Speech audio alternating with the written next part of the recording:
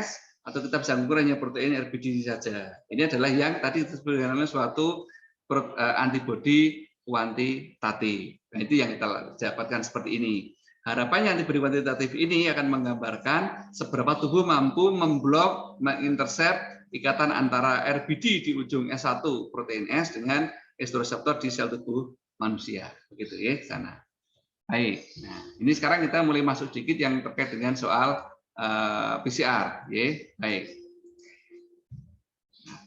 PCR itu ini bicara soal target. Nah, target ini memang ada beberapa beda. Itu sebetulnya pola dasarnya sama, yaitu tadi bahwa di dalam virus COVID itu kalau kita rentangkan, kita bentangkan struktur genomnya, maka akan ketemu nanti beberapa area.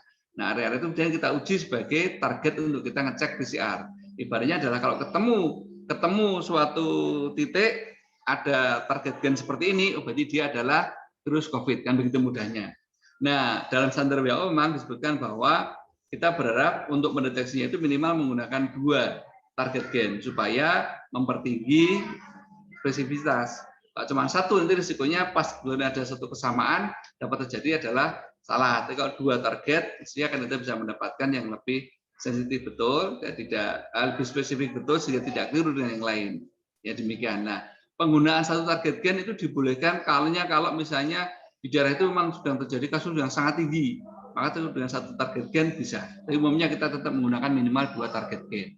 Nah, titik inilah sekarang barangkali sejawat mendengar kemarin bahwa di Perancis, salah satu kota di Perancis itu melaporkan adanya virus yang katanya tidak dapat deteksi dengan PCR. Nah, itu kita tinggal nanti kita tanyakan, saya kesana dulu. Kita tanyakan apakah menggunakan target yang mana, kan begitu. Karena berarti kan kita tanya mutasinya di protein di gen yang mana, dan target PCR-nya yang mana.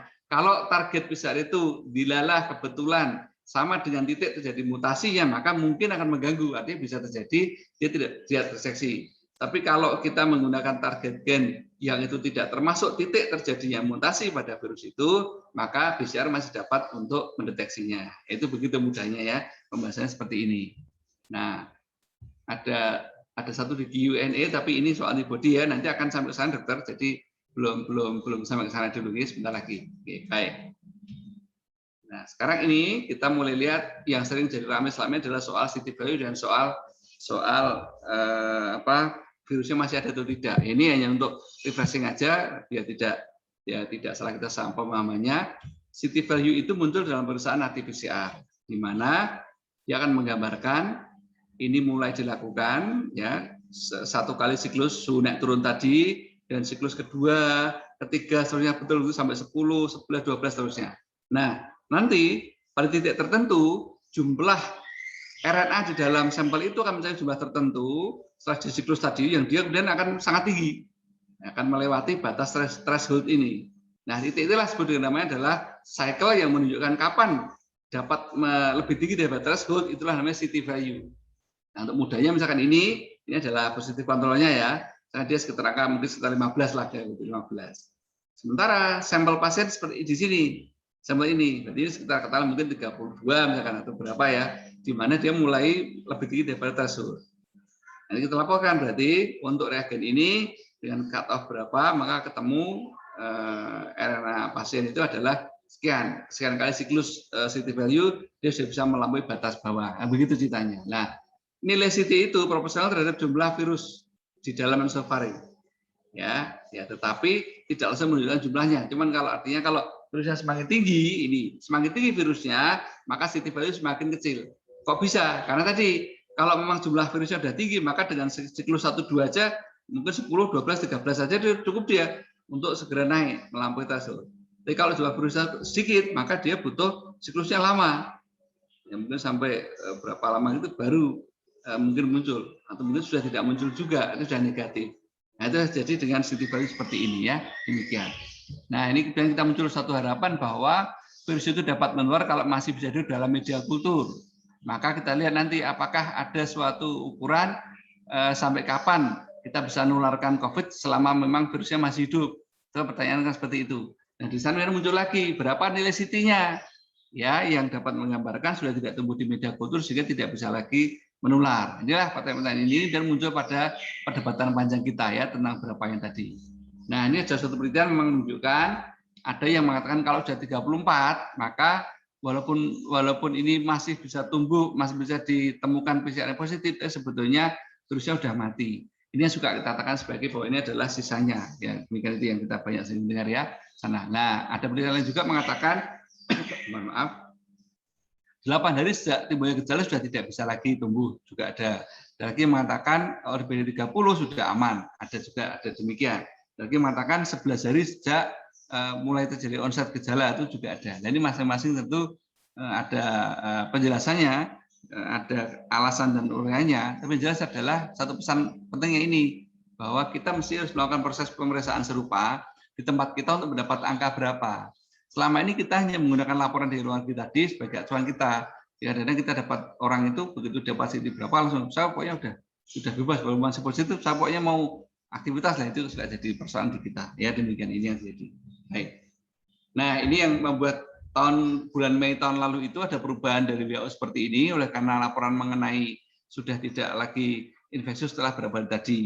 Nah dengan dasar inilah kemudian WHO merubah bahwa kalau memang tidak bisa didapatkan pemeriksaan PCR yang cukup, maka ada kemudahan untuk pemeriksaan yang dalam bentukan diagnosis maupun nanti untuk bicara menyelesaikan isolasi. Nah, itu yang waktu itu begitu. Sebelum ini muncul kan semua orang yang positif harus dengan 2 kali suntikan. Nanti yang mau pulang isolasi juga 2 kali suntikan. Itu kan jadi masalah kadang. Nah, dengan perubahan baru ini yang dituangkan dalam pedoman pencegahan yang kelima 13 Juli 2020, maka ada perubahan ini ya, bahwa tidak semua harus dilakukan proses PCR lagi. Ya, contohnya ini ya, jadi yang dilakukan PCR lagi itu hanya yang khusus bahwa ada gejalanya berat dan atau klinis. Tapi kalau gejalanya sedang tidak perlu dilakukan dengan evaluasi PCR lagi. Itu perubahan besar waktu itu seperti ini ya. Itu perubahan besar pada setelah Juli tahun 2013 tadi. Gitu. Nah, dan ini sedikit. Mengapa kadang-kadang bisa terjadi beda antara bahwa pemeriksaan menggunakan PCR yang tadi bisa beda-beda. Dan memang setiap alat itu memiliki suatu limit of detection atau batas terendah yang masih bisa dia deteksi, gitu ya, yang masih bisa dia deteksi. Nah, ini beberapa macam alat yang semakin ke kanan semakin tinggi batas minimal deteksinya. Artinya berarti semakin ke kiri semakin sensitif karena kita jumlahnya sedikit pun dia sudah bisa positif. Sementara semakin ke kanan berarti dia butuh virusnya banyak dulu baru dia bisa positif. Ini kan berarti menunjukkan perbedaan antara keduanya, gitu ya. Nah, sekarang kita bicara mengenai tes antigen. Ya, nah, pertanyaannya baru satu tadi ya. Oke, siap dong, nanti saya ke sana ya. Nah, sekarang antigen. Antigen itu mulai keluarnya pada saat kapan sih sebetulnya? Antigen itu keluarnya begini. Ini virusnya masuk dalam tubuh kita dan mengalami proses ikatan antara protein S dengan S reseptor dan virusnya akan masuk dalam sel. Setelah dia masuk, karena proses serangkaian untuk menuju pengadaan. Nah, setelah dia pengadaan selesai, dia keluar dari virus sel, dari sel manusia. Begitu keluar dari sel manusia inilah kemudian dia keluarkan antigennya. Nah, maka baru antigen baru mulai bisa mendeteksi. Ya, antigennya mulai bisa deteksi. Antigen terdeteksi baru nanti disusul dengan suatu antibodi yang mulai deteksi. Itu berikutnya lagi nanti, ya begitu. Oke, nah itulah sekarang kita bicara soal tes antigen ini.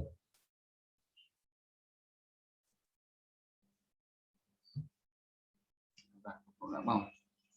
Oh ini. Baik. Nah, inilah yang kadang-kadang suka menimbulkan perdebatan ketika kita bicara soal PCR dan antigen.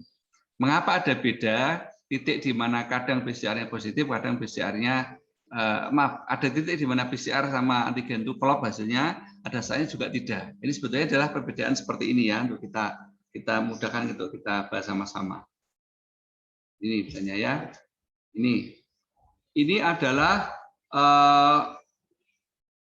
virusnya mulai masuk di sini nih, masuk di sini. Virusnya masuk kemudian dia mulai melakukan proses di mana ada perbanyakan. Begitu perbanyakan nanti mencapai 10 pangkat 3, PCR ada positif PCR. Tapi sebaliknya saat itu antigennya belum. Antigen butuh waktu lagi untuk bisa mencapai 10 pangkat 5. Nah, setelah 10 pangkat 5 baru antigennya positif. Nah, inilah baru di sini mulai ada bahwa antara PCR yang positif, antigen juga positif. Semula tadi PCR sudah positif ini, tetapi antigennya belum. Saat itu belum jadi positif. Nah, inilah saat dimana akhirnya dua-duanya positif. sama-sama. Nanti setelah virusnya mulai turun jumlahnya lagi, maka lagi antigen akan mulai negatif di sini lagi. Ya, sementara PCR-nya masih tetap positif karena virusnya masih di atas 10/3. Saat depan tadi adalah kenaikannya cepat sekali kenaikannya memang. Saat akhir ini adalah kenaikannya lamban. Maka PCR-nya sudah antigen sudah mulai negatif lagi, tetapi PCR-nya masih positif di sini ini. Nah, ini akan membuat beda. Itulah mengapa antigen yang bisa dipakai untuk tes diagnostik screening di awal, tetapi tidak bisa dipakai untuk suatu kepentingan penyelesaian isolasi karena tadi ada saatnya dia PCR-nya masih positif, tapi antigen sudah negatif. Nah, itu bedanya ya seperti ini. Kemudian ini kapan kita akan periksa PCR sama antigen? Kadang-kadang kita dapat pasien itu kita kemudian segera ingin periksa, tapi kita harus aware bahwa sebetulnya waktu yang tepat untuk periksa, artinya waktu tepat itu adalah yang memberikan kemungkinan untuk bisa mendapat hasil akurat itu paling besar, itu adalah pada ini. Jadi kalau misalkan kita kena infeksi hari Senin misalkan, maka diperiksa Selasa hampir pasti negatif. Rabu pun masih sulit sekali dapat positif. Tapi Kamis mulai ada, Jumat dia mulai lebih optimal lagi untuk dikenali. Nanti dia seperti biasa hari kelima, biasanya hari kelima sampai hari ke-7, 8 lah dia saat di mana dia paling memberi hasil akurasi yang tertinggi, di mana hasil positif palsunya dia lebih rendah. Nah, itu mengapa kita perlu hati-hati dalam menetapkan kapan kita harus mulai meriksa PCR sama antigen pada seseorang ya. Demikian. Nah, baik, ini adalah peraturan terbaru kita yang terkait dengan soal tes antigen ya. Peraturan terbaru kita adalah ini. Nanti sebentar ya, saya menuju sebentar.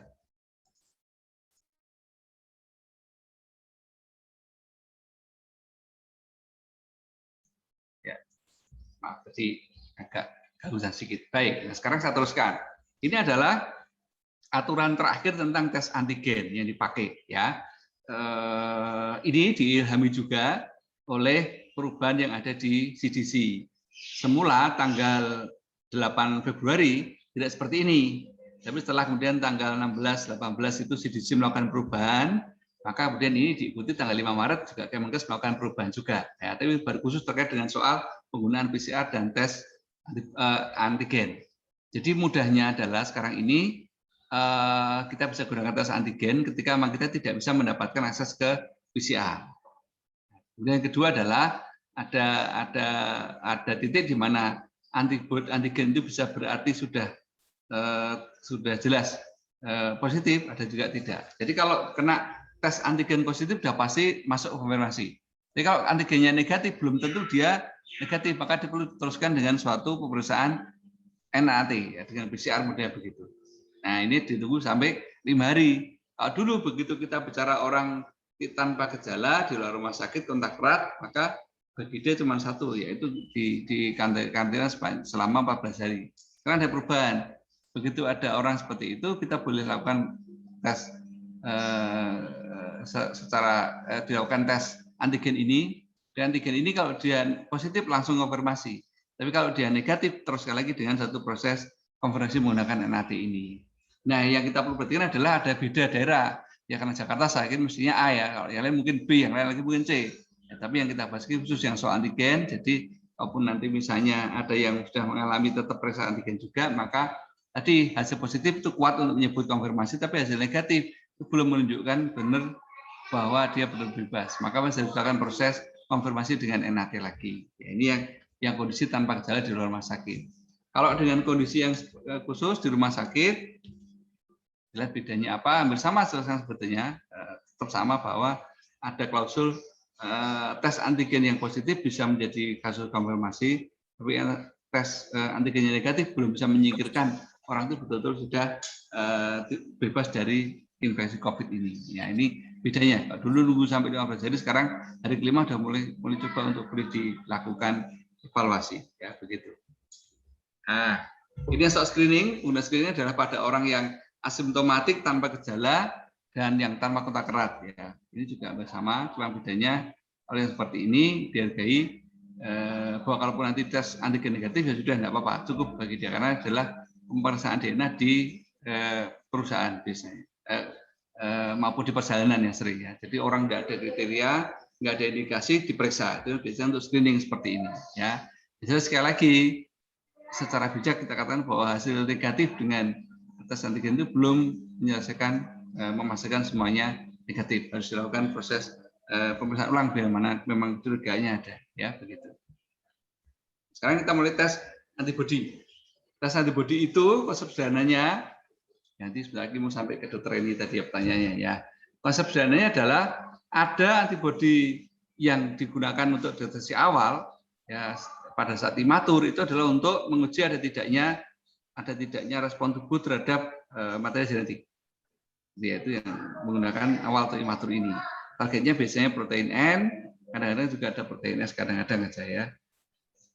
Baik, ini responnya demikian. Nah, kemudian untuk yang matur itu adalah sudah mulai masuk fase konvalesen.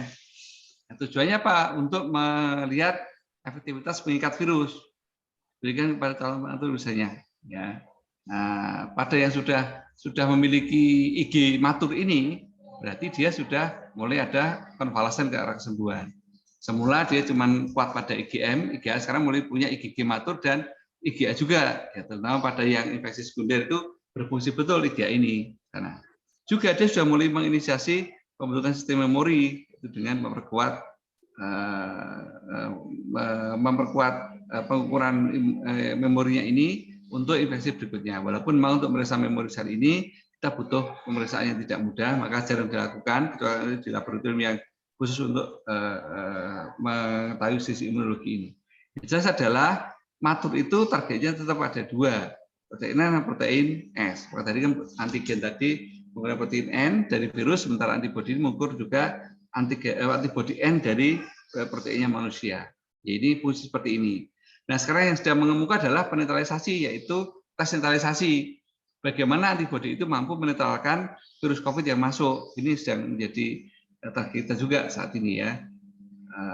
Untuk bisa kita ketahui bagaimana potensi kekebalan dari orang-orang, terutama yang setelah menjalani proses vaksinasi. Begitu. Selain Bu Reni, belum ada pertanyaan lagi? Belum ya? Oke. Sekarang kita lihat tes antibodi untuk screening kasus ya, ini dulu ya. Nanti pertanyaan dulu. Dokter ini agak belakang deh, mohon maaf ya. Tidak apa-apa, tapi tetap sampai ke sana. Nah, ini untuk satu refreshing saja, sahabat, bahwa kalau kita hanya menggunakan tes antibodi, rapid antibodi untuk suatu proses penapisan itu sebenarnya belum benar. Ya, tadi itu berarti kan orang yang kena itu perlu waktu untuk dia punya antibodi. Kalau semua dicek antibodi ya belum bisa hanya menggunakan tes antibodi, masih ada orang yang lolos. Ya, contoh ini adalah gambar di sebelah kanan atas ini, orang yang antibodinya reaktif dan PCR-nya masih positif ya dia masih belum aman, masih bisa menyebar. Ya, maka kalau ketemu antibodi reaktif itu belum tentu PCR-nya reaktif. Ini antibodi reaktif di sini, tapi PCR-nya nggak ada, kayak gitu. Ya, dan antibodinya reaktif, PCR-nya negatif, berarti perlu kita cek lagi. Jangan-jangan ada masalah nih kalau memang udah yakin ya. Soalnya kalau dia reaktif, sementara di PCR hasilnya negatif, maaf, kalau non antibodi reaktif di PCR hasilnya negatif, berarti dia hijau peduli. Ya, peduli. Ya, ini ada berarti di sini ini antibodinya reaktif dan PCR sudah negatif di sini ini. Kalau tadi itu antibodinya masih positif, PCR-nya masih positif, maka di sini dia masih di area merah ini.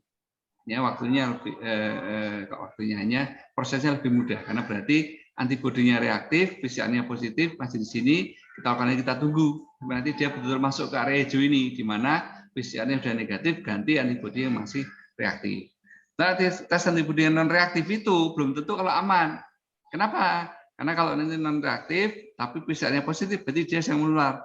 Kok bisa dok? Karena di sini nih, mau di sini Jawa. Jadi di sini nih diperiksa antibodi dia non reaktif, diperiksa antibodinya dia positif, tapi dia berada di bidang ini, di bidang ini, di bidang separuh awal ini ya. Ini. Nah, nanti kalau ketemu yang antibodinya non reaktif, PCR-nya negatif, berarti baru yang kita aman. Ya. Berarti dia masih belum kena infeksi apa di sini ini, di bidang yang ini, ya begitu ditanya. Nah, bagaimana kalau kita menggunakan tes antigen saja untuk penapis? Itu juga tidak cukup aman. Mengapa? Tadi itu ada fase di mana PCR-nya sudah positif, antigennya belum. Nanti ada fase lagi, antigennya sudah negatif lagi, PCR-nya masih tinggi, itu bisa terjadi. Maka memang penggunaan antigen tidak tepat untuk proses rutin seperti ini kalau tidak dilakukan bersama dengan tes yang lain, ya.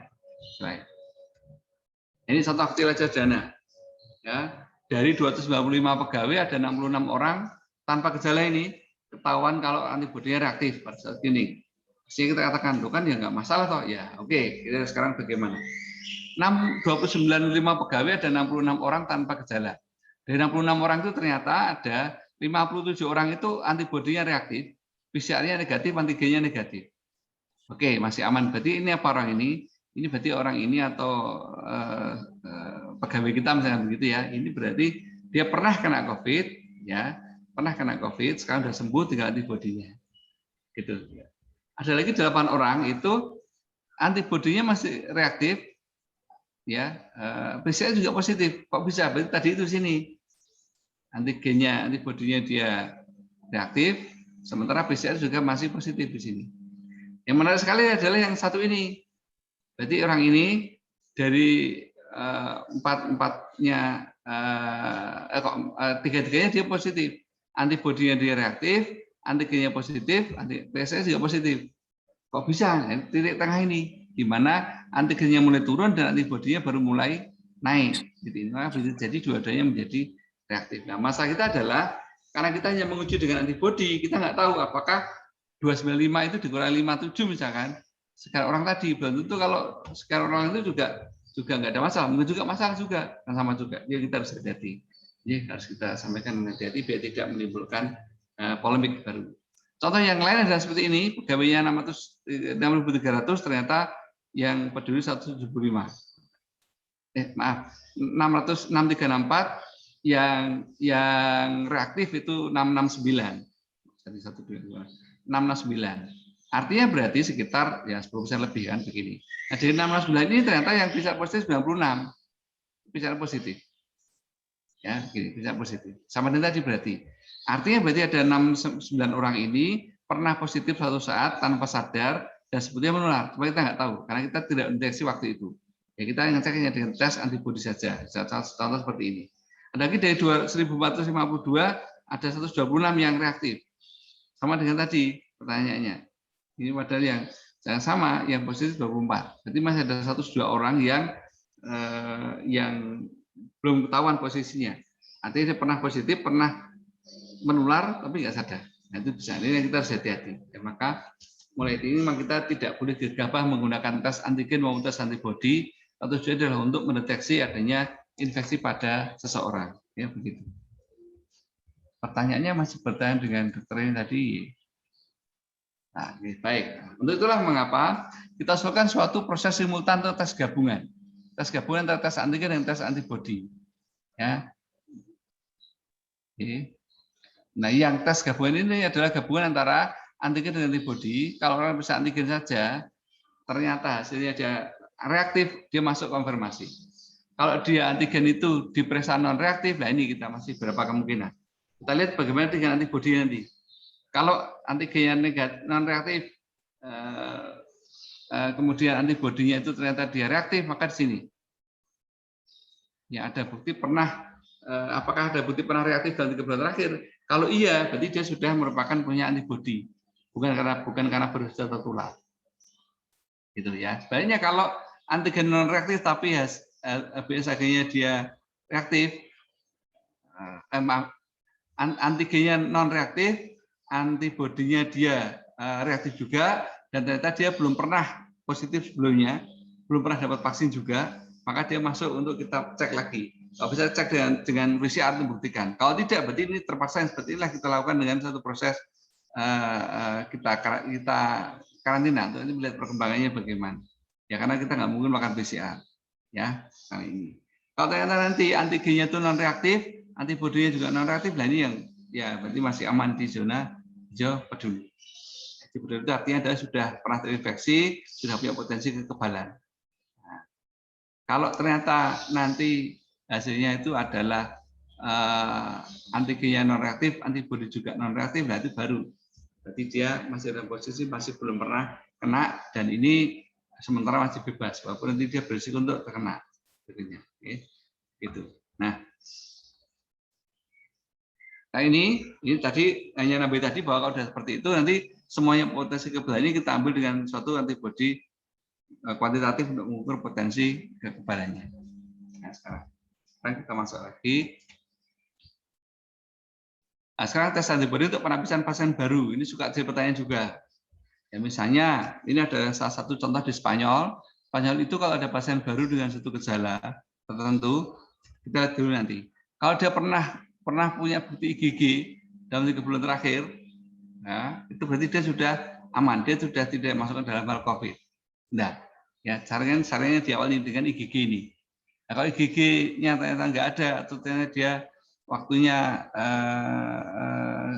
dari gejala itu masih kurang dari 5 hari, ya kita bisa gunakan antigen. Kalau lebih dari 5 hari kita gunakan dengan PCR. Nah, itu memudahkan di sana. Nah, kalau nanti sudah pakai antigen, berarti dia mengarah ke negatif atau dia mengarah ke clinical suspicion-nya menjadi mengarah ke sisi betul-betul dia kena COVID dari sana ini. Ya, ingat. Oke, jadi ini yang kita gunakan di Spanyol untuk mendeteksi pasien itu perlu tidak suatu proses PCR di awal, ya seperti ini. Kalau nanti kita ketemu dengan kontak erat juga bersama, kontak erat kita tanya juga. Kalau kontak erat sudah punya target terpenuhi dengan evaluasi tadi, ya maka ya sudah. Ya, misalkan ini kontak erat, dia punya IgG, antibodi kuantitatifnya kuat, ya sudah. Berarti dia tidak perlu karantina dalam bahasa Spanyol, bahasa CDC. Ya, kalau dia sudah punya IgG dalam 3 bulan terakhir, dia tidak perlu karantina. Tidak perlu karantina. Tapi kalau ternyata dia tidak ada, nanti baru tes. Hasilnya apa? Kalau dia positif, berarti hasil dia adalah kontak erat, ya dapat hasilnya positif, tapi dapatnya IgG masih aman. Tidak apa-apa. Kalau dapatnya adalah bukan yang sudah punya IgG, berarti dia masih berisiko untuk kena COVID. Nah, kalau orang sudah secara IgG tidak punya, baru kita tanya bagaimana antigennya, berapa hari dia berapa hari sejak mencek kontak begitu. Jadi kita cek dengan dipakai Indonesia tadi, begitu kontak erat kita periksa, 5 hari lagi kita periksa. Hasil negatif belum bisa menyatakan negatif karena masih harus dilakukan proses konfirmasi dulu, ya. Nah, ini. Jadi ada paduan kerja antara IgG dengan IgM, IgG dengan antigen. Ya, antigen itu dari virus, IgG dari proteksi tubuh kita. Nah, yang juga sama di IgD, sama juga kita bekalnya dengan IgG 3 bulan terakhir maupun ST. Ya. Maaf kok ST. Jadi bila ada di IgD tadi ya, begitu ada suspek, kita tanya dulu IgG 3 bulan ada, berarti aman, bukan penyebabnya karena COVID. Tapi kalau ternyata belum pernah punya IgG ini, maka begitu di IgG kita tanya berikutnya ini, kapan mulai gejala? Kurang lebih dari 5 hari PCR, kurang dari 5 hari dia pakai antigen. Terusnya begitu terus sampai ke bawah. Ya, ini adalah yang disebut dengan suatu kesepakatan Spanyol. Ini sangat digunakan oleh teman-teman di klinik FKTP saat ini melakukan cara seperti ini.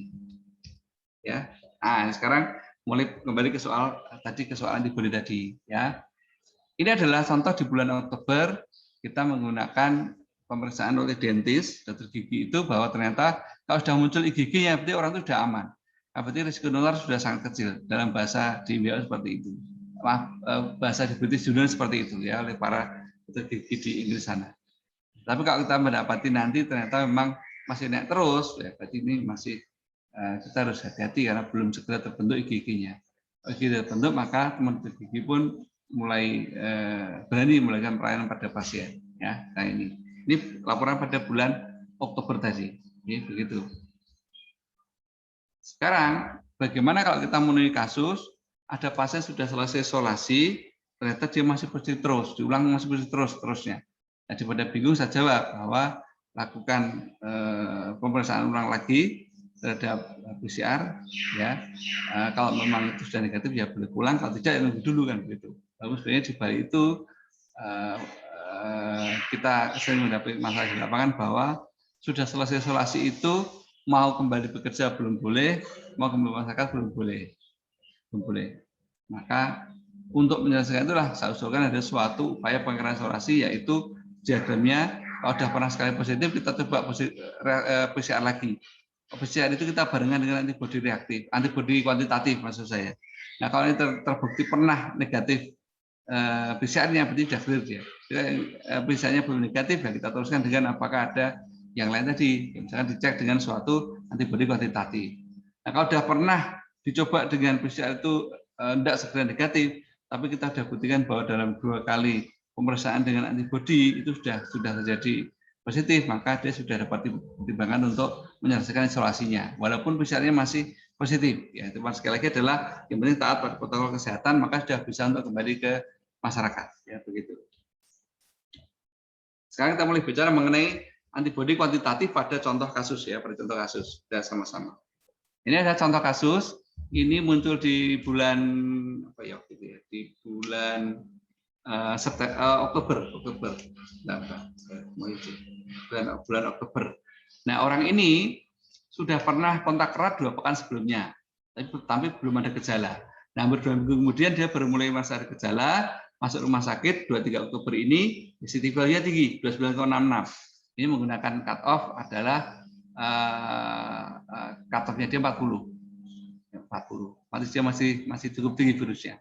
Nah, dirawat 14 hari kemudian tanggal 5 November dia mulai CT value naik sedikit 34. Tapi masih belum negatif juga. Nah, dia disuruh pulang karena kondisinya klinis baik di rumah, isolasi mandiri. 7 hari terus kemudian dia periksa lagi 13 November. Hasilnya adalah 34. Kok enggak jauh beda ini, malah cenderung tetap ini. Nah, ini mulai bingung. Kita sarankan coba kita cek dengan suatu antibodi kuantitatif tanggal 14 November besok pagi dia periksa, hasilnya sudah positif, sudah tinggi, angkanya antibodinya itu sudah tinggi. Dia tanya, banyak gimana ya? Sebenarnya tetap baik teruskan, itu jangan, itu kan dokternya. Cuman saya nambah aja soal tes laboratoriumnya adalah dengan tes kualitatif tadi. Nah, itu terbukti dia memang muncul hasilnya ya 89,49. Kasus berikutnya ini lebih menarik lagi. Ini adalah suami istri. Ada seorang istri tanggal 1 Januari nyeri otot, ya diikuti penciuman hilang, tapi nggak memeriksa. 3 hari kemudian suaminya ikut ada gejala, terus suaminya itu periksa, nah dia ikut periksa. Ya, periksa. Oke, suaminya masih positif tanggal 6 itu, dia juga belum. Saya juga masih positif. Gimana ini? Nah, terus nanti masing-masing dia melakukan proses isolasi sendiri di rumah karena memang belum berputra ini ceritanya. Nah, setelah 14 hari, tanggal 21 Januari, cek lagi. Menariknya adalah yang suaminya sudah negatif, yang bersangkutan malah belum. Bingung ini, gimana ini? Kok begini? Ya, sudah. Sekarang ada begitu, coba tambahkan 2 pekan lagi, nanti 2 pekan lagi, silahkan cek antibodinya. Nah, 2 pekan kemudian dia cek, hasil antibodinya adalah seperti ini. Ternyata yang ibu, yang istri, yang memang lebih lama sakitnya, dan lebih terasa gejalanya itu memang betul lebih tinggi antibodinya dibanding suaminya yang lebih ringan. Itu ternyata angkanya juga berbeda, 37,2. Menunjukkan memang betul bahwa semakin tinggi, semakin berat gejala, sebetulnya antibodi yang terbentuk juga semakin kuat. Begitu. Nah, ini kemudian contoh kasus berikutnya adalah di kota lain, sama ini coba-coba PCR sampai 3 kali evaluasi, dia tetap masih tinggi terus. Jadi kita coba sarankan untuk coba tetap periksa antibodi kuantitatif, hasilnya agak kurang jelas kabur, tapi begini mudahnya. Dia mulai 15 hari kemudian dia periksa lagi ABSAG, periksa lagi antibodi kuantitatif, begitu. Jadi ABSAG gimana? Antibodi kuantitatif, nah muncul angka 1848. Ini muncul angka pada tanggal 28. Semua tadi kan ini tadi begitu bingung kan, satunya udah sekarang periksa antibodi kuantitatif, dia periksa antibodi kuantitatif, hasilnya adalah 1848. Ya, berarti udah aman nih. Saya bilang nanti dulu karena CT value masih rendah. Coba diulang lagi 2 pekan kemudian. 2 pekan kemudian dia periksa lagi. Nah, dia bersyukur jadi negatif ini setelah 2 pekan ini. Jadi tanggal 31, terus dia tanggal 15 dia periksa, ya hasilnya adalah sudah negatif. Nah, sementara antibodinya bagaimana? Dia tetap muncul. Tapi justru angkanya turun. Kaget dia. 1848 sekarang 1503. Kenapa ini? Bisa jawab, di sini karena soal maturitas antibodi. Antibodi yang matur memang mendukung ke arah netralisasi, ya, maka muncul gayanya. Tapi tidak berarti kemudian bahwa ini menurun kemampuannya, tidak. Toh sebenarnya kita juga belum tahu persis berapa sih sebetulnya target minimal. Ini jelas pada orang ini sudah cukup tinggi ya, dengan 1848 ini sudah cukup tinggi. Nah inilah memahami ini, maka kalau nanti ada perubahan seperti ini ya lebih mungkin karena tadi memang karena proses tubuh kita di awal-awal masih ada IgA sama IgM yang itu sifatnya adalah lebih pendek umurnya dan dia lebih cepat untuk rusak, sehingga dapat terukur di awal-awal itu adalah ada IgA, IgM, IgG. Tapi lama kemudian setelah lama IgM-nya mulai turun, ya IgA mulai turun, dan tinggal IgG-nya. Maka dapat terjadi tadi bahwa jumlahnya itu seolah menjadi turun. Tapi tidak seperti itu yang terjadi ya, bukan seperti itu. Ada pertanyaan? Bentar, saya cek dulu.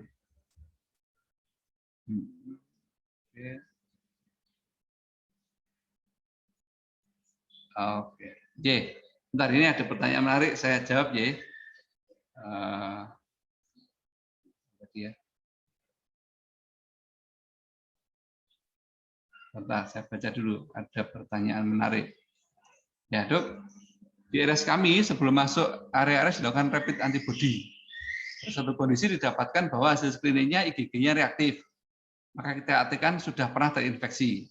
Ya, bahkan mungkin bisa saja PCR-nya masih positif. Ya, sebetulnya kalau hanya IgG yang positif saja, yang reaktif saja, kemungkinan sudah melewati fasenya untuk PCR positif.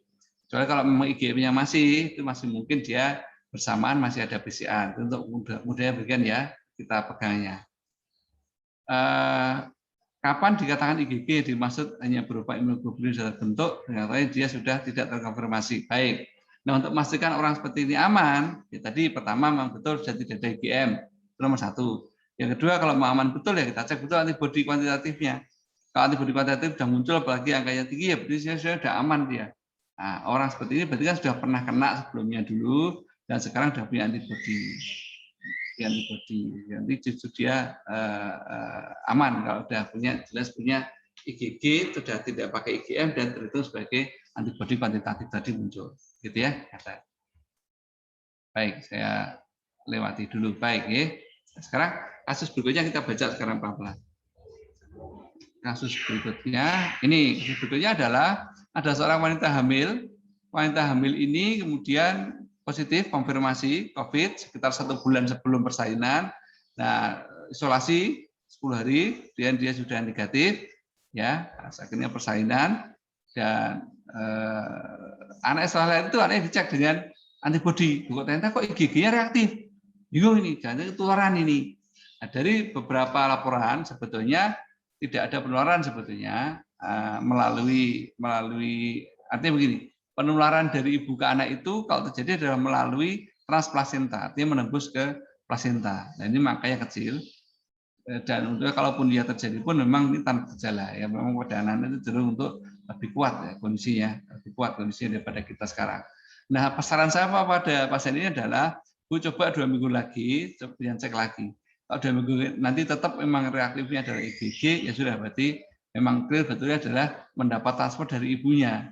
Artinya selama dia hamil itu dia mendapatkan pasokan antibodi dari ibunya. Itu bisa. Tapi kalau nanti coba IgG-nya itu kemudian terus meninggi lah, itu kita bingung ini mungkin dari yang bersangkutan juga bisa. Tapi kalau logika saya setelah nanti dicoba 15 atau 1 bulan lagi, maka bayi ini akan clear sebagai suatu non reaktif semua. Karena tadi memang IgG tadi adalah hanya karena pasti transfer dari ibunya. Laporan lain mengatakan ini pada wanita hamil dan akhirnya bersalin melahirkan, maka ternyata ini tadi sama-sama. Jadi di antara semua neonatus itu 39 di antara 50 itu dia terdeteksi reaktif IgG-nya. IgG reaktif. Ya. Loh ya kok masih ada yang enggak muncul juga ya? Enggak, artinya tidak full semuanya ke sana walaupun ibunya sama-sama pernah mengalami positif ya, karena memang tadi respon orang beda-beda. Sehingga tidak semua langsung bisa memicu seperti ini. Dan berikut lagi ini ada hubungan antara ternyata memang betul kalau IgG ibunya itu tinggi, maka pada anak juga cenderung dia bisa tertransfer dan tinggi. Kalau IgG-nya pada ibu itu rendah, maka kemudian juga sama, ternyata tidak banyak yang bisa berkembang juga antibodinya pada anak setelah tadi. Ya, ini menunjukkan soal korelasi betul antara anak dengan orang tuanya dalam hal adanya IgG dari ibu dan IgG dari anak. Jadi sekali lagi kalau ini dari ibu hamil ke anak, yang terlaporkan betul adalah justru antibodinya. Sebenarnya kalau yang sifatnya untuk sifatnya transmisi penularan aktif itu kecil malah justru risikonya ya. Baik. Kemudian ini soal berikutnya lagi menyusui. Menyusui itu dia menyusui anaknya umur 10 bulan, dia sendiri kemudian terjadi konfirmasi positif. Dan memang waktu tanya sama kita, boleh tidak saya memberi ASI dalam pedoman WHO? Pokoknya tetap harus diberikan ASI-nya, walaupun caranya ibu yang mungkin dengan APD yang lengkap, tapi yang penting diberikan pada anaknya. Nah, setelah isolasi dia sudah menjadi negatif. Ini justru anaknya yang menjadi reaktif di tes antibodi. Ini gimana dok? Ini jangan sampai ketularan. Sebenarnya memang begini, adanya antibodi COVID dari ibu ke anak itu memang melalui ASI bisa. Antibodi bisa, tapi virusnya malah enggak. Ya, antibodi bisa, tapi virusnya malah enggak. Nah, jadi tidak terlalu masalah bahwa sekarang ini pun kita tahu bahwa pada wanita hamil pun tetap diberikan vaksinasi karena justru berat nanti ada antibodi yang secara pasif transformasi dari ibu ke anaknya melalui ASI. Ya, demikian ya. Ini beberapa contoh yang mendukung pemberitaan tersebut terakhir ini di 4 Maret kemarin. Ya.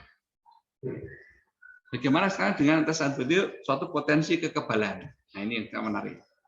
Nah sebelum saya ke sana, belum ada pertanyaan lagi. Oh ada lagi. Ya ini, dok, bila hasil antigen positif, apakah ada kemungkinan ada positif palsu karena pemeriksaan antigen banyak beredar? Lah ini, ya betul saya diingatkan dok, betul. Kalau kita nuruti betul standar WHO bahwa pemeriksaan antigen itu harus menggunakan kit yang minimal punya sensitivitas 80% dan spesifitas minimal 97%. Nah, itu logikanya sebetulnya antigen positif dengan PCR negatif itu sangat-sangat jarang. Sangat-sangat jarang. Ya, sangat-sangat jarang. Maka kalau sampai terjadi seperti itu kita harus yakin betul ini bukan karena masalah reagennya. Bukan masalah reagennya. Ya. Jadi betul sekali dok. Kalau positif dengan antigen, apa ada guna positif palsu? Ya. Tetapi memang dalam aturan Kemkes sekarang, karena kita berprinsip pada kehati-hatian, maka semua hasil positif dari antigen itu dianggap sebagai nilai awal menuju ke konfirmasi menggunakan PCR. Ataupun secara secara pemeriksaan lain ya, mungkin kita buktikan apakah benar bahwa pada ini terjadi karena adanya tadi positif palsu tadi. Sekali lagi, kalau menggunakan kit yang benar, cara pemeriksaan yang benar, antigen positif itu kemudian kecil sekali diikuti dengan PCR yang negatif. Yang sering jadi masalah begini dok, ada pasien itu pagi ini dia periksa antigen ke suatu lab, hasilnya positif, langsung dia lompat pagar, lab sebelah lagi langsung minta pemeriksaan PCR. Nah, akhirnya terjadi adalah hidungnya itu diambil 2 kali dalam waktu cepat, dalam waktu singkat. Akibatnya pada penelitian kedua itu cenderung akan negatif, karena memang ketika diambil pertama itu sudah diambil lagi, jadi tidak valid. Kalau memang kita mau mencoba benar antara PCR dengan antigen ya, kita gunakan satu bahan sampel serum sampel swab yang sama, dengan pemeriksaan dengan dua-duanya itu baru bisa dilakukan. Ya begitu ya. Jadi nanti dokter saya jawab, monggo kalau rumah sakit tentu harus membeli yang anulah ya, kalau bisa yang jelas WHO udah oke, FDA oke betul ya. Kalau yang bukan meremehkan, tapi kalau merek-merek yang kita nggak begitu kenal tuh ya agak khawatir juga terus terang ya begitu. Oke. Baik, saya teruskan lagi. Halo, Bu Moderator. Halo. Halo. Iya dok. Ini terdengar kan ya? Nanti tiba-tiba saya saya khawatir. Ya baik, saya di sini masih ya. Baik ya. Ini adalah sekarang menjelaskan masuk ke tes antibodi. Jadi kalau ada mungkin teman-teman sawat agak bertanya, bedanya apa sih? Dulu kita pakai kualitatif seperti ini, ya, positif negatif. Ini hanya bisa ada atau tidak ada. Dan masuk lagi yang modelnya adalah manual dengan ELISA. Ini muncul tapi angkanya seperti ini hasilnya, 1/2, 1/4, 1/12 dan seterusnya. Ya ini. Muncul kemudian yang menggunakan ECLIA semi kuantitatif. Ini mulai ada ECLIA-nya, tetapi sifatnya masih kurva standar modelnya. Untuk menentukan tadi masih menggunakan kurva standar ini. Ya itu ada yang berikutnya lagi. Nah, atau muncul dengan namanya S per CO gitu ya. Masuk lagi kemudian yang kuantitatif. Ya ini adalah yang sudah mencoba mengukur daya netralisasi. Kalau yang 2 tadi itu baru mengukur oke lah ada berapa sih antibodi, tapi belum bisa mengatakan ini punya kemampuan untuk suatu proses neutralisasi virus. Nah, makanya tes bukunya sekarang kita gunakan adalah ECLIA yang kuantitatif. Kenapa? Karena kalau mengerjakan yang betul-betul ideal menggunakan PRNT, berat kita melakukannya. Ya, melakukannya kita berat. Ya, seperti ini kita berat. Maka kita coba melakukan upaya kalau dilakukan neutralisasi ini seberapa dibandingkan dengan yang menggunakan kuantitatif itu seberapa kekuatan korelasinya. Semakin kuat korelasi itu berarti semakin bisa kita pakai untuk menggantikan pemeriksaan dengan menggunakan PRNT ini. Ya, begitu harapannya. Nah, sekarang ini sudah mau sampai ke pertanyaan yang dokter ini tadi ya. Baik. Baru ada 2 ini pertanyaan di Q&A ya. Ya, Bu Moderator ya. Nanti kalau ada lagi saya diingatkan ya. Nanti yang Bu Reni kita jawab sebentar lagi. Betul. Nah, untuk menuju ke pertanyaan soal potensi kekebalan ini, kita coba gambarkan dulu. Ini adalah yang sifatnya adalah sudah 1 jam ya. Sebentar lagi selesai. Baik. Ternyata saya bicaranya banyak ya. Baik, ini adalah gambaran virus tadi. Ada beberapa proteinnya. Nah, PCR tadi mengukur ini. Ada yang targetnya menggunakan N, menggunakan sebagainya tadi, itu diukur dengan PCR tadi. Nah, kalau kita bicara antibody itu, kita gunakan yang ujung S ini. Ujung S ini, kemudian sampai sini, ya, ini kita bagi, kita ujungnya ini, ada S itu terbagi S1 sama S2. Nah, di ujung S2 itu, ujung S2 itu ada namanya suatu RBD, yaitu reseptor binding domain. Reseptor binding domain ini. Nah, reseptor binding domain itu kalau kita berbesar seperti ini adalah satu RBD semua. Ada satu lagi yang lebih khusus lagi, namanya adalah ini RBM, reseptor binding motif atau reseptor interaction site. Ini ada yang hijau ini. Nah, sebetulnya yang paling berkaitan dengan tubuh kita yang hijau ini sebetulnya. Hijau ini adalah bagian dari RBD. RBD itu bagian dari protein S. Bagian dari subunit S1. Subunit 1 itu bagian dari protein S dengan ada S2. Nah, ini protein S seperti inilah kita gambarkan seperti ini. Nah, tujuan kita sekarang bagaimana mencari supaya kita bisa mendapatkan cara agar ini. Nah, ya betul ya. Kita sekarang berusaha mencari kalau kita bisa punya antibodi yang bisa menahan ikatan di RIS atau RBM ini, maka kita bisa mencegah penularan ikatan antara virus dengan sel tubuh kita. Nanti kita bisa mencegah infeksi tadi. Begitu. Nah, kemudian muncul beberapa istilah. Untuk mudahnya adalah sebetulnya kan kita itu mestinya mengukur serum. Serum itu ditandingkan dengan kultur virus seberapa mampu menahan, begitu harusnya. Tapi kan tadi PRNT itu pakai kultur virus kita berat, maka kita gunakan yang tadi antibodi terhadap RBM ini. Nah, inilah kita coba. Karena RBM itu kecil sekali, kita gunakan targetnya dari RBD ini. Dok, kenapa nggak pakai S, dok? Kalau S berarti terlalu luas nanti, tidak cukup mewakili yang titik ikatan. Aspek ikatannya hanya di RBM ini sebetulnya dengan sel tubuh kita, hanya di RBM ini. Nah, RBM ini ada di dalam RBD. RBD itu ada di dalam subunit 1, kan begitu. Maka kita berusaha spesifik memeriksa RBD ini. Nah, maka kemudian muncul beberapa kata-kata misalnya tentang ini. Ada total neutralizing antibody, artinya adalah antibody terhadap RBD ini. Semuanya di sini kita ukur. Itu untuk menggambarkan betul, mewakili bahwa seberapa mampu mencegah ikatan antara RBM ini dengan reseptor di sel tubuh kita. Nah, itulah harapan kita dengan antibody seperti itu ya, dengan vaksinasi juga seperti itu. Nah, kita terapkan bagaimana konsep tadi dalam bicara soal pasca vaksinasi. Dulu kita lihat dulu, ini adalah beberapa nama produsen vaksin, dan ini adalah beberapa ikatannya, targetnya.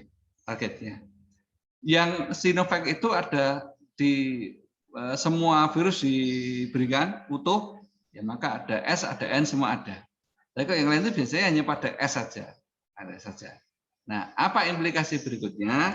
Ya, berarti kalau kita bicara menggunakan titik ini tadi, yang kita uji apa sekarang berarti? Kalau tadi kita menggunakan Sinovac, berarti dia virusnya utuh. Virus utuh ini berarti dia ada proteinnya N, ada E, ada M, ada juga S.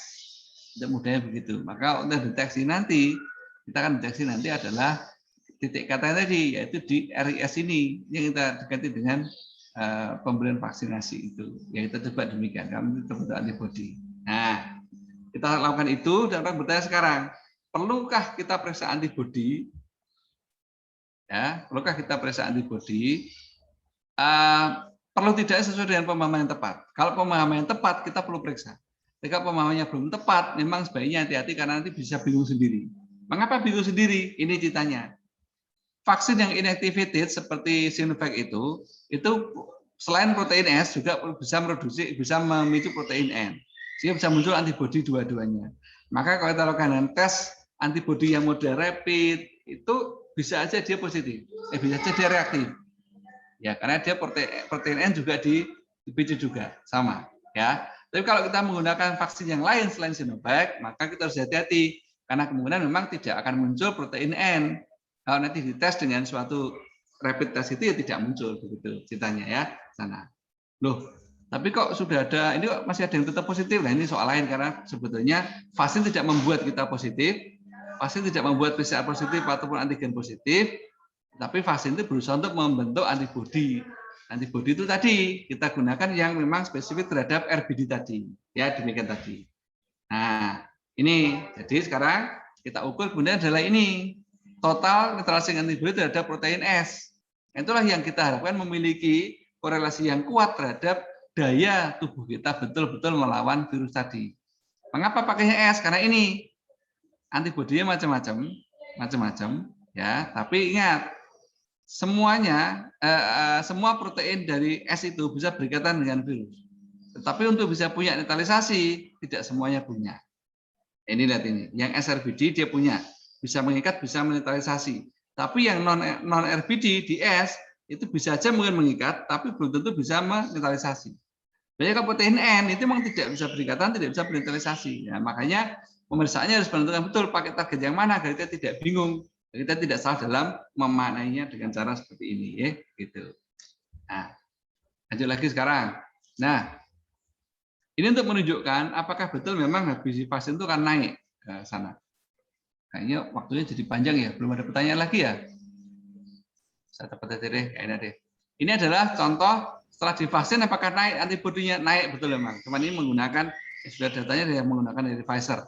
Ada juga yang kemudian menggunakan dari AstraZeneca. Itu juga sama-sama naik hasilnya, sama-sama naik. Nah, walaupun kemudian orang tanya sebetulnya berapa sih butuhnya, kita belum tahu. Apalagi ini, nah, ini menjawab pertanyaan dari dokter ini tadi.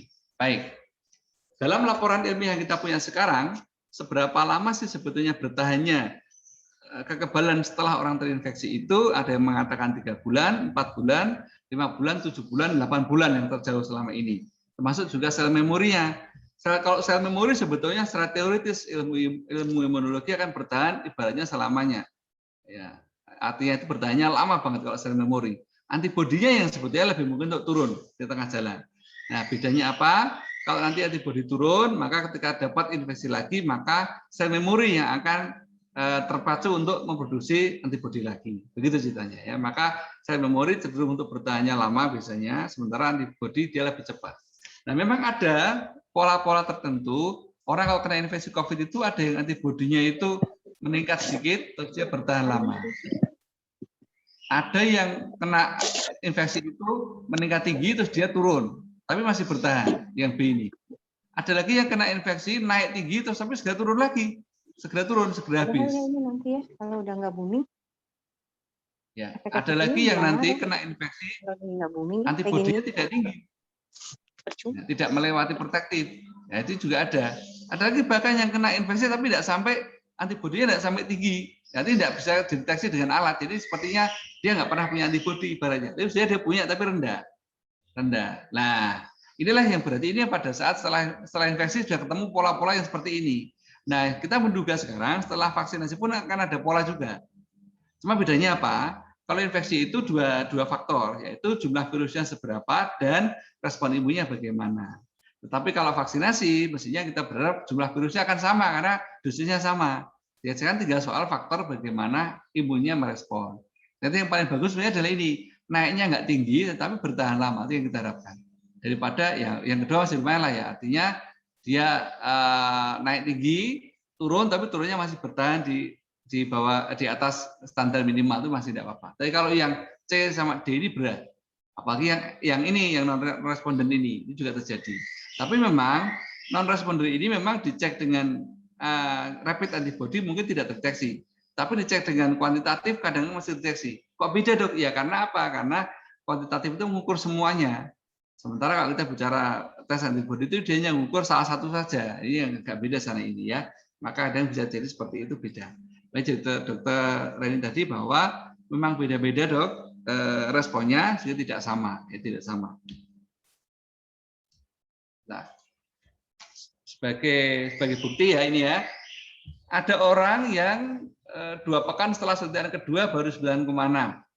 Ada orang lagi sudah 2 pekan suntikan kedua belum ada, artinya masih 0, itu juga ada sama ya demikian ya.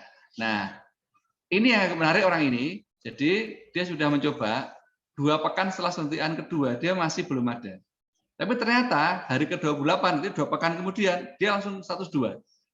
Ini dari orang yang sama dua ini ya, dua ini dari orang yang sama ya. Pas sebelah ini ada satu orang dicek dengan beberapa macam metode pemeriksaan. Ini sebelum suntikan pertama, sebelum suntikan kedua, dan 20 dan 14 hari setelah suntikan kedua. Ternyata kita lihat pertama belum ada, masih non reaktif. Suntikan kedua sebelum suntikan kedua juga masih non reaktif. 2 pekan kemudian mulai muncul sedikit, tapi belum tinggi. Ini baru 2 pekan. Nah, 2 pekan kemudian dia baru akhirnya meninggi hasilnya. Jadi akhirnya memang beda-beda hasilnya. Jadi kalau misalkan ada yang baru dapat berapa ya memang beda. Tadi karena memang ada pola tadi ya kita belum tahu persis kita polanya yang mana dan bagaimana mendeteksinya, kita belum tahu polanya, kita belum tahu ya demikian.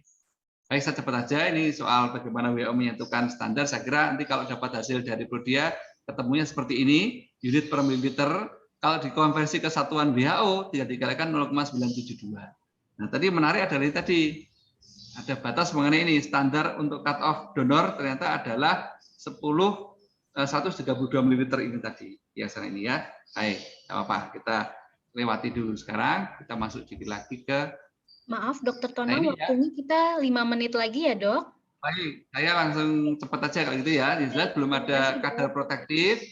Jadi kalaupun nanti hasilnya berapa jangan terlalu jadi pikiran. Yang penting ada dulu untuk saat ini karena kita belum tahu persis berapa batasnya. Oke. Perasaan saya jadi senang ngomong ya. Saya lewati aja ini ya. Ini saya kira nggak terlalu penting. Sekarang yang paling penting ini yang paling menarik adalah mutasi. Yang menarik. Apa yang menyebabkan mutasi adalah ini contohnya. Dulu sekali virusnya itu hanya ada virus Wuhan. Virus Wuhan itu kemudian bisa menyebar ke dunia karena ada mutasi di D614G tadi. D614G itu mutasi akhirnya menyebar seluruh dunia. Nah, karena penyebarannya luas, akhirnya muncul juga mutasi berikutnya. Misalkan ini di Inggris, B117. Dari kondisi Wuhan berubah jadi D614 itu. Nah, di B117 tambah lagi mutasinya, yaitu namanya ini, N501Y. Ini untuk mudahnya adalah mutasinya begitulah ya. Penerangannya ini jadi panjang nanti ceritanya ya. Kalau yang di Brasil itu di samping 501Y tambah satu lagi, 484K. Kalau yang di South Africa, B1351, itu di samping N501 tambah 484K, seperti Brasil, tambah lagi K417. Ini jadi, ini apa tuh sebetulnya kalau kita lihat? Tadi, ya tadi. Ini adalah gambaran tadi itu yang disebut dengan namanya tadi protein S tadi, di mana ada RBD tadi, sama RBD tadi. Nah, RBD ini kalau kita buka lagi seperti ini, mestinya adalah RBD itu mestinya ya ada daerah yang warna hijau tadi, yaitu reseptor binding motif tadi. Nah ini ada satu yang berubah. Nah, tadi 501Y ini ibaratnya adalah seperti paruh burung yang warnanya kuning. Sekarang ternyata mungkin ada titik merahnya kan ada mutasinya. Ini yang B117. Nah yang ada di, aduh ini maaf ini mengganggu apa bisa begini tadi. Bentar. Ini adalah yang di Afrika. Di Afrika itu tidak cuma satu, dia tambahnya 3. Nah, berarti mudahnya begini. Kalau semula dia mulus, ada 1 titik. Ini ada mulus 3 titik sekarang. Nah, apa efek yang kemudian terhadap efikasi vaksinnya ini yang terjadi. Kalau B117 masih dianggap masih tidak terlalu masalah pengaruhnya. Tapi kalau yang B1351 itu memang mempengaruhi kemampuan dari efektivitas vaksinnya. Ya, demikian. Ini, nah, mengapa ada perubahan mutasi kok tidak merubah kemampuan, termasuk kemampuan deteksi alat? Karena ini kita itu sebetulnya bisa tetap baca ini, walaupun ini tulisannya keliru, tapi kita bisa memahami. Itulah sama.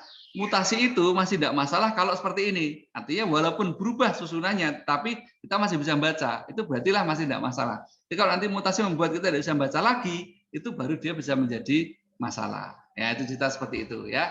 Maka ini ada yang mengatakan B117 itu masih sama efektivitas vaksinnya. Jadi kalau yang B1351 memang turun semua. Kalau yang P1 Brazil ini sebagian turun, sebagian tidak. Nah, untunglah kalau yang Sinovac kita pakai ini, kalau untuk B117 dia masih efektif, masih tidak masalah.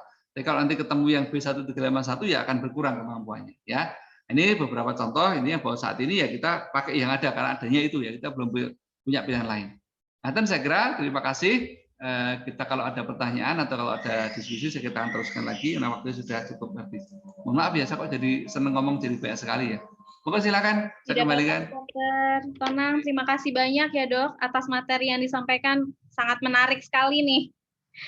Sampai benar-benar banyak ya Dok materinya. Dan informasinya pun memang karena terus berkembang ya Dok mengenai COVID-19 ini tentunya. Begitu, ada pertanyaankah barangkali dari? Ya. Mungkin ada yang ingin bertanya secara langsung kepada Dr. Tonang. Tadi yang di box Q&A sudah terjawab langsung ya, Dok ya? Kok ada Dr. Fazila juga ini? Wah, beliau senior ini. Iya Dok, Assalamualaikum. Salam Dokter. Wah, Yun Sewu tidak tahu tadi, belum tahu kalau Prawo.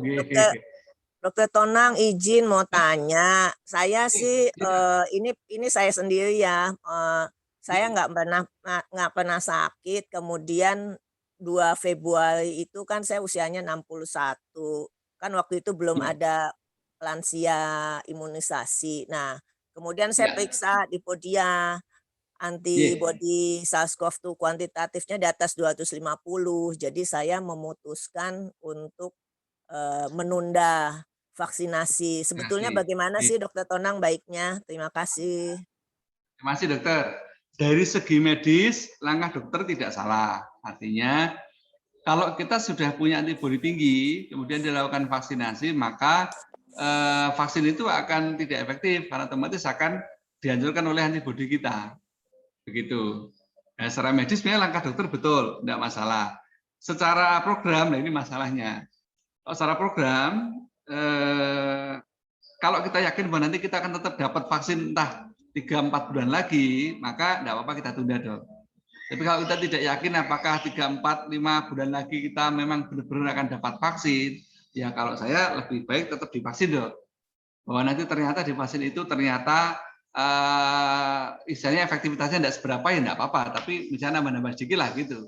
Tapi sekali lagi ini bicara soal program. Kalau secara medis, maka dokter betul, mumpung masih tinggi ya jangan dulu, agak nanti dulu begitu. Tapi secara program, kalau kita tidak yakin kita akan dapat vaksin lagi, ya sudah, kapan dapat kesempatan ya kita vaksin. Nanti dokter jawabannya apa adanya ngaten.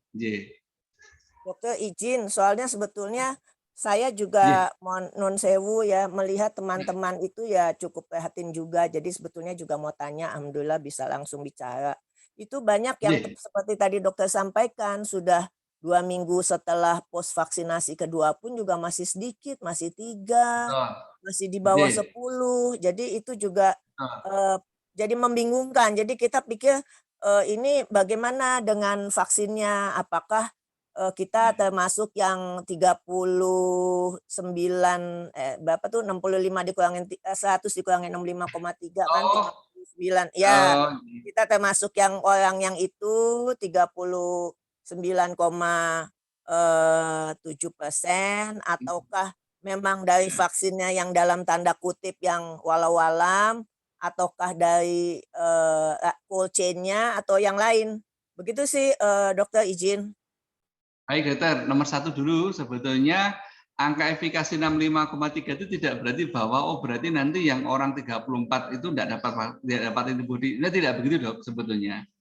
Itu hanya menggambarkan bahwa risikonya orang yang sudah divaksin itu risikonya orang yang tidak dapat vaksin dan tidak punya antibodi terhadap COVID itu adalah sekitar 3 kali lipat dibanding yang dapat vaksin. Ini bukan berarti lantas kalau 100 orang divaksin berarti yang dapat antibodi cuma 65 orang, tidak begitu sebetulnya.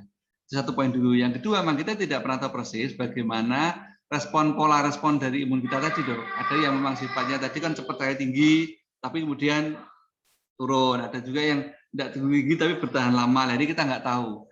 Usul kita bagi sejawat, karena situasi hari ini ya kita sudah dapat vaksin 2 kali, tidak apa-apa. Baru 2 pekan, ternyata belum. Nanti kita coba lagi pada sekitar 1 bulan lagi. Kita lihat nanti bagaimana trennya. Karena bisa juga terjadi memang ada yang memang cepat sekali respon, ada juga yang memang lambat. Jadi ya tadi misalkan minggu kedua, 2 minggu setelah disuntik ternyata masih 0 nih. Tapi 2 minggu kemudian dia sudah tinggi. Jadi kan berarti kan memang pola dia lambat tapi akhirnya tetap tinggi, Dok. Nah, kita coba nanti demikian. Ya mumpung pro dia masih 20% ya, benar ya hasilnya? Masih 20% enggak? Iya, dokter. Makanya mohon maaf ya, dokter. Soalnya jadi ya saya nggak tahu juga ya. Memang alhamdulillah juga ada yang memberi catatan seperti demikian. Tapi juga jadi kayak agak frustasi juga ya karena informasi kan masih kurang jelas. Saya hanya bilang ini penyakit baru, vaksinasi juga baru dan yang lain. Ya seperti tadi dokter sampaikan, setelah 2 minggu pos vaksinasi kedua 1, sekian, 1,86. Kemudian 28 hari setelah vaksinasi kedua naik 3 kali lipat 5, sekian. Jadi ya menimbulkan confuse lah atau reaksi kebingungan akut dari yang bersangkutan, kok cuman sekian begitu. Apakah ini mumpuni untuk suatu protektif terhadap COVID-19 ini? Secara protektif ini, Dok, di FDA kan memang untuk batasan calon donor kan 132. Dan 132 ini kan dalam bentuk donor 200 ml ditransfusikan ke pasien yang punya juga mungkin 2 liter lebih ya. Jadi sebetulnya sih saya menduga nanti akhirnya itu kalau lihat itu jatuh-jatuhnya mungkin hanya di angka 10-an sebetulnya batas protektifnya. Tapi memang karena kita belum punya data kan tidak berani mengatakan begitu ya. Hanya tadi menggunakan konsep WHO yang standarnya donor tadi. Jadi sekarang ini kan orang menjadi khawatir karena kok ada yang 250 tapi ada juga yang cuma 2,5 ibaratnya begitu kan. Jadi kan kok beda sekali jauhnya, itu memang terjadi. Nah, melihat gambaran yang saya sampaikan tadi memang pola lain-lain yang kita belum tahu. Dan tadi memang kan ini, Dok ya, sekali lagi kita belum punya identifikasi betul orang mana yang akan cepat, mana yang lambat, belum ada. Kalau usul saya memang untuk saat ini mengharapkan vaksin booster juga belum mungkin. Ya kita terpaksa ngalahi tadi, Dok. Ya setiap bulan kita cek begitu untuk saat ini untuk lihat trennya, Dok. Sekira begitu langkah yang realistis saat ini seperti itu. Nanti dokter mohon maaf. Ya, gimana tadi dokter kalau yang protektif kurang lebih bagaimana kalau yang plasma untuk plasma konvalesen itu kan sekitar 130 yang dokter dulu sampaikan. Ya, betul. 130 itu kan berarti kan ada 200 ml serum dari donor dengan antibodi 132 unit per mililiter, Dok. Ini cuma dimasukkan dalam tubuh pasien. Dalam tubuh pasien itu dia punya 2 liter lebih serum. Jadi sebetulnya kan terencerkan sebetulnya. Terencerkan mungkin sekitar 10-12 kali. Nah, saya lihat akhirnya kalau dari 132 tadi diencerkan lagi 10 atau sampai berapa kali, mungkin 11, 12, 13 kali, kan jatuhnya menjadi sekitar 10-an sebenarnya, Dok. Kalau melihat angkanya ini. Ya ini tapi ini baru penelitiannya ya. Ya, baru ancar-ancar saja karena melihat yang bisa punya dasar kan cuma FDA aja, tapi berapa ininya belum, nggak ada sana ini. Menikah, Dok, yang kita punya baru-baru segitu, Dok, yang kita punya saat ini. Ya, memang belum ada penelitiannya, jadinya juga belum tahu kapan boosternya. Izin dokter, satu lagi pertanyaannya terkait dengan, mohon maaf dokter, non sewu terkait dengan pernyataan dari pemerintah khususnya dari Jubil untuk COVID itu dari Kemenkes itu kan menyatakan nggak perlu periksa antibodi SARS-CoV-2 kuantitatif karena dan jadi tambah bingung lagi ini jangankan masyarakat ya sejawat juga jadi bingung. Jadi gimana sih baiknya gitu loh, karena kan izin dokter soalnya kan hal-hal begini ya selain sensitif juga mungkin berbau politik atau bagaimana. Mohon pencerahannya dokter. Iya, terima kasih dokter. Ini sebenarnya kan cuma ngaten ya. Saking kita belum punya patokan betul proteksinya berapa. Kedua memang respon dari orang per orang ternyata variatif tadi seperti gambar tadi 5 skenario tadi, Dok ya. Maka pemerintah itu begini, nek semua nanti bingung terus periksa antibodi terus jadi gugup semua kan bingung. Merasa belum tinggi mau suntik lagi juga belum ada vaksin jadi rame. Maka Saya lihat itulah alasan pemerintah untuk mengatakan bahwa tidak perlulah kita periksa. Nah, bahasa saya begini, saya sebutkan slide tadi, kalau kita paham, sebaiknya kita periksa. Jadi kalau kita memang belum paham, ya tidak usah periksa daripada bingung. Nah, kalau kita berusaha paham dan kita periksa, berarti nanti hasilnya seberapa, ya kita tidak perlu gugup sebetulnya. Dalam gugup itu, toh kita belum tahu angkanya berapa, toh kita juga belum tahu persis nanti pola kita termasuk yang mana, kan belum tahu. Ya kita tahu pokoknya saya sekian. Berarti apa ini ya? Saya harus hati-hati tetap karena belum tinggi misalkan begitu. Nanti saya cek lagi, udah ada peningkatan, alhamdulillah. Tapi rasanya belum mantap ini, ya udah. Saya tetap hati-hati lagi. Nah begitu terus.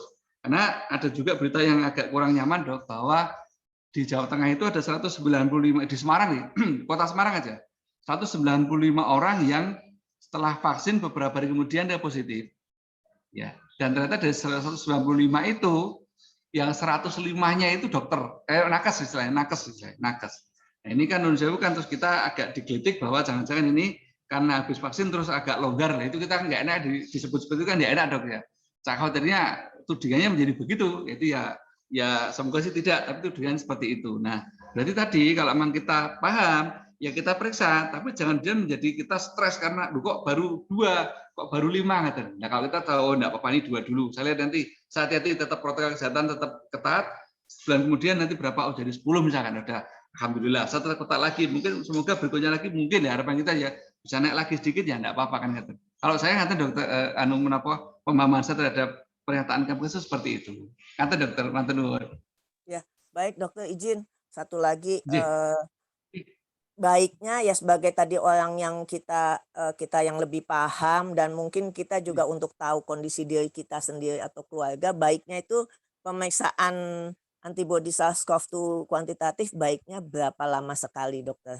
Terima kasih. Pengetahuan yang sesuai dengan uji klinik yang dilakukan dokter, maka sebetulnya harapannya kita habis divaksin, kemudian kita 28 hari kemudian setelah suntikan kedua kita periksa. Satu nanti kita uji lagi pada bulan ketiga dan kemudian bulan ke-6. Mestinya begitu sebenarnya dok. Nah setelah itu dapat sampai bulan ke-6, baru saat itu kita lihat situasi. Kalau ternyata bulan ke-6 masih tinggi, kita bisa tunda sampai setahun lah. Itu lebih rasional. Karena harapan kita saat ini memang realistis kelihatannya setahun dok, realistis untuk kita harapkan bisa bertahan. Nah tapi itu sifatnya adalah yang minimal sih. Kalau misalkan kita mau nyoba setiap bulan periksa ya enggak apa-apa. Asal tadi jangan jadi gugup. Kalau dokter, kalau kita nggak gugup, paham, oke nggak apa-apa kita setiap periksa setiap bulan juga nggak apa-apa untuk kita tahu kenapa pola kita ternyata kita gambar nanti oh pola saya begini nanti kan ketahuan dok nanti polanya. Itu lebih baik dan kita cocokkan dengan 5 pola tadi dok. Nanti dokter. Ya baik, terima kasih dokter. Dokter Maturnuwun. Terima kasih dokter. Mungkin ada lagi yang lain dok? Para peserta yang lain? Saya juga mohon dikoreksi ya. Ini ada beberapa sahabat klinisi juga. Nanti semoga dapat dikoreksi bagian-bagian yang kurang pas. Iya betul dok. Apakah ada lagi? Jika tidak ada lagi, mungkin karena memang waktunya juga sudah siang ya dok ya, sudah mencapai jam 12. Ya, saya nggak sadar ternyata ngomongnya banyak ya. Iya.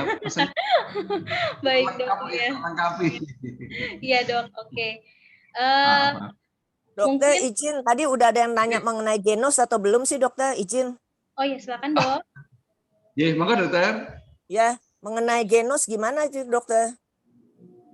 Ini agak susah saya komentar karena genus itu dasar kerjanya memang bukan dari segi molekuler ya, bukan dari segi PCR dan juga bukan dari segi makanya imunologi. maksud saya tadi masuk yang mana itu saya juga jadi karena kan nggak ada izin dokter.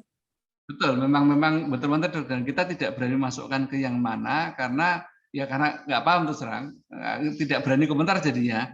Nah kalau kita sebenarnya usulnya begini, karena Kemkes sudah mengeluarkan izin untuk alat ini dengan kategori sebagai alat anestesi diagnostik, saya kira lebih tepat kalau Kemkes juga menyusun semacam pedoman penggunaan penggunaan yang tepat sehingga nanti akhirnya kita menggunakan juga dengan benar.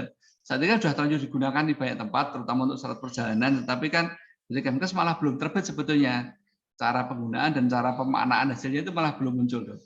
Itu yang kita dorong ke sana. Kalau usul saya secara tapi ini mohon maaf ya tidak melangkahi beliau-beliau yang di bidang kimia fisika genus ya. Kalau saya kira yang paling rasional adalah menempatkannya sebagai screening awal. sama dengan antigen itu. Artinya kalau ini positif itu kuat hasilnya. Tapi kalau ini itu negatif belum bisa dipakai untuk menyingkirkan. Antigen kan juga begitu ya. Antigen itu kalau dia positif, oke langsung konfirmasi memang dia betul. Tapi kalau dia negatif maka harus konfirmasi dengan PCR dulu. Ini untuk menjaga supaya orang-orang tidak menjadi memiliki pemanaan yang berlebih bahwa begitu ke stasiun negatif langsung aman. Itu kan saya khawatir kita ya.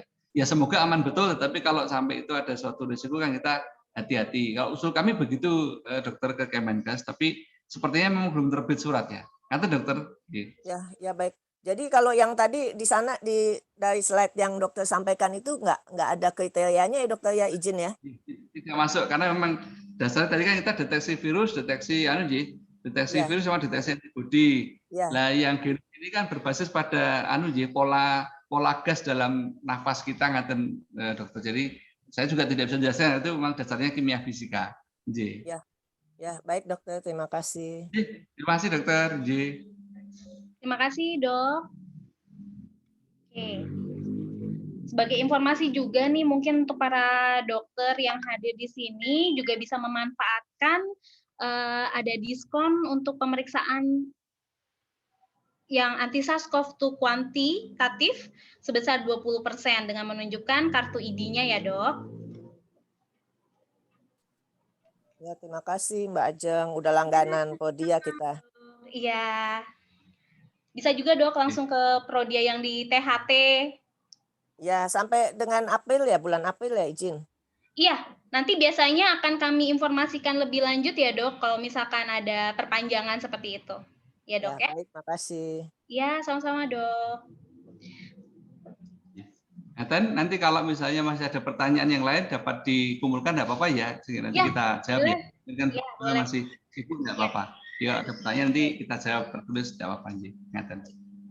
Oke, maka pertanyaan terakhir tadi merupakan akhir dari webinar kita pada hari ini.